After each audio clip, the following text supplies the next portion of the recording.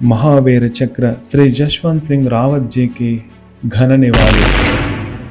కోట్ల రూపాయల రెమ్యునరేషన్ తీసుకొని కెమెరా ముందు యుద్ధంలో 100 మందిని చంపినట్లు నటిస్తే మహావీరుడు అని, గొప్ప హీరో అని అంటారు. అలాంటి వారికి డై హార్డ్ ఫ్యాన్స్ లక్షల మంది తయారవుతారు, వారినే ఫాలో చేస్తారు. మరి నిజ జీవితంలో దేశంలోని కోట్ల మంది ఆత్మగౌరవాన్ని కాపాడుతూ ప్రాణాల్ని సైతం లెక్క చేయకుండా ఒంటరిగా 300 మందికి పైగా శత్రు సైనికులను వారి మెషిన్ గన్స్ను ఎదుర్కొని వారి ఆయుధాలతోనే మట్టుపెట్టి చంపి తాను అమరుడైతే ఆయననేమంటారు? నేను కమర్షియల్ ఉద్దేశంతో ఈ వీడియోని చేయలేదు. లైక్లు, సబ్స్క్రైబ్లు, కామెంట్లు అస్సలు అవసరం లేదు. కానీ మీ గ్రూప్స్లో షేర్ చేసుకొని వీలైనంత మందికి చరిత్ర దాచిన నిజాన్ని తెలియజేయండి. మన తరానికే కాదు, రానున్న తరాలకు కూడా చరిత్ర వాస్తవాలు చెప్పడం మనందరి బాధ్యత. చైనా 1959లో అకస్మాత్తుగా టిబెట్ను ఆక్రమించడంతో అక్కడి బౌద్ధ గురువు ఇండియాకు శరణార్థిగా వచ్చారు. ఆయనకు ఆశ్రయం ఇవ్వడంతో భారత్పై శత్రుత్వం పెంచుకుంది చైనా. 1962లో చైనా భారత్ భూభాగాలపై దాడి చేయడం ప్రారంభించింది. భారత్ దగ్గర సరైన ఆయుధ సామాగ్రి లేదు. ఉన్న ఆయుధాలతో చైనా సైనికులను భారతీయ సైనికులు ఎదుర్కోలేరని తవాంగ్ ప్రాంతం నుండి సైనికులను వెనుకకు తిరిగి రావాల్సిందిగా రక్షణ శాఖ మంత్రి ఆజ్ఞాపించారు. అయితే అరుణాచల్ ప్రదేశ్లోని నూర్నాంగ్ దగ్గర కాపలా కాస్తున్న ఘర్వాల్ రైఫిల్ ఆర్మీ డివిజన్లోని 3 యువకులు శత్రువులకు వెన్ను చూపడం ఇష్టం లేక అక్కడే ఎత్తైన కనుమలో దాక్కొని శత్రువులపై ఎదురుదాడికి దిగారు. కేవలం 300కు పైగా ఉన్న చైనా సైనికులను నిలువరించసాగారు. 1962 నవంబర్ 15 నూర్నాంగ్ పోస్టుపై చైనా జవాన్లు కాల్పులు ప్రారంభించారు. మన 3 జవాన్లు ధైర్యంగా ఎదుర్కొన్నారు. Lance naik Trilok Singh Negi, rifleman Gopal Singh Gusain, వారితో పాటు 21 సంవత్సరాల యువకుడు రైఫిల్ మ్యాన్ జస్వంత్ సింగ్ రావత్. ప్రత్యర్థుల్లో చాలామందికి రైఫిల్ తూటాలు దిగాయి. ఒక అరగంట తర్వాత వారి నుండి కాల్పులు ఆగిపోయాయి. అంతే, 2 యువ జవాన్లు మెరుపు వేగంతో వారి వైపు కదిలారు. భారత జవాన్ల తూటాలకు బలైపోయిన చైనా జవాన్స్ దగ్గర నుండి MMG అనగా ఆ కాలంలో అడ్వాన్స్ ఆయుధమైన మీడియం మెషిన్ గన్స్ తీసుకొని మళ్ళీ తిరిగి వచ్చేశారు.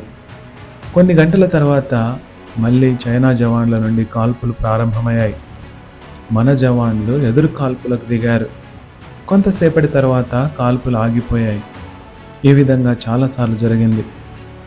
ఆయుధాలను తస్కరించి తిరిగి వస్తున్న మన జవాన్లను గమనించి శత్రు సైనికులు కాల్పులు జరపడంతో 2 జవాన్లు ప్రాణాలు కోల్పోయారు. 1962 నవంబర్ 17 మళ్ళీ చైనా జవాన్లపై అటాక్ మొదలుపెట్టాడు 21 ఏండ్ల యువ జవాన్ సెరా నూరా సహాయంతో శత్రు శిబిరంలోని జవాన్లను ఒక్కొక్కరిగా నేలకూలుస్తున్నాడు ఆ వీరుడు. అతని ధాటికి మళ్ళీ వెనుదిరిగారు చైనా జవాన్లు. చాలామంది అప్పటికే ప్రాణాలు వదిలారు. ఇంతలో ఎవరో అపరిచితుడు ఏదో తీసుకొని కొండపైకి వెళుతుండడం చైనా జవాన్లు గమనించారు.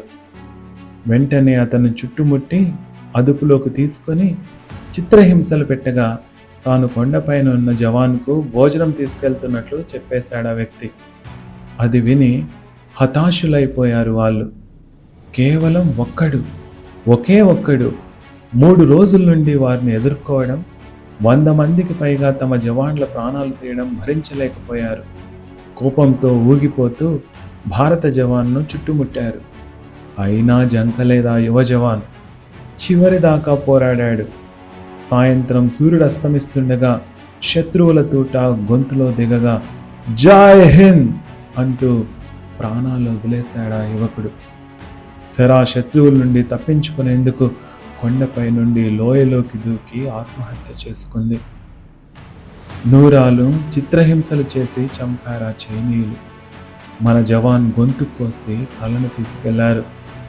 ఆ 21 ఏళ్ల యువ జవాన్ మన జస్వంత్ సింగ్ రావత్ కేవలం ఒక్కడే దాదాపు 72 గంటలు శత్రు సైన్యాన్ని అడుగు ముందుకు వేయకుండా ఆపిన నిజమైన వీరుడు.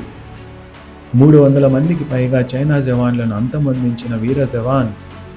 శాంతి చర్చల్లో భాగంగా అతని తలను భారత్కు అప్పగించారు చైనా అధికారులు. అతని పోరాటానికి ఫిదా అయినట్లు చెప్పారు.